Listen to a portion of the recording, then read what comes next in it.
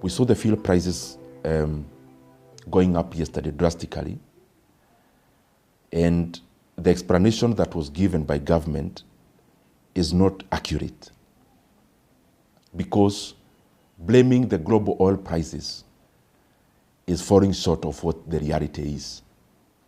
Because last year, for the last 1 year, the highest fuel prices we have seen were actually in June 17th of 2024.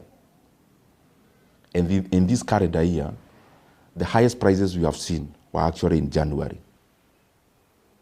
But having said that, it is important for us to know that out of what Kenyans pay at the pump in terms of fuel prices, around half of that money is in terms of taxes and levies. Over 80 shillings of what people pay for petrol prices, over 80 shillings goes into taxes and levies. And of what Kenyans pay for other products or fuel other than petrol, over 76 shillings again goes into taxes and levies. In an oil-producing country like Kenya, the only tool a government is left with is altering the levies and taxes. This is where the problem is. The government of Kenya actually added a new levy last year of 7 shillings in the fuel prices.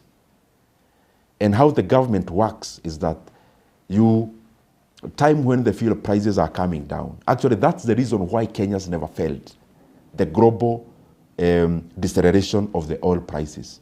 Because it's around that time that the government introduced a secret 7 shillings in fuel levy. That is partly one of the problems why the fuel prices are going up. But the more unfortunate bit is that this year, the government has taken that 7 shillings, taken to the banks as security, and then they have taken a loan of 175 billion shillings. This money is not reflecting in the government books as a debt. And therefore, it can only pass as an illegal debt. Because whatever is not accounted for as a debt, then any other debt is illegal. The people in the National Treasury who are clearly engaging in an illegality of borrowing money and hiding that borrowing. Even the banks that are lending money using the securitization issue, they need to answer questions to their shareholders. This money you are lending, how is it secured? If the fuel levy in terms of what Kenyans pay is only created through a gazette notice by a memorandum from the cabinet secretary, what if another cabinet secretary gives the one that lowers the levies, which the banks are already holding as security for the loans? And lastly, in the affairs of financial management, you must never favor any of your creditors, because what basically you are doing is to open a floodgate.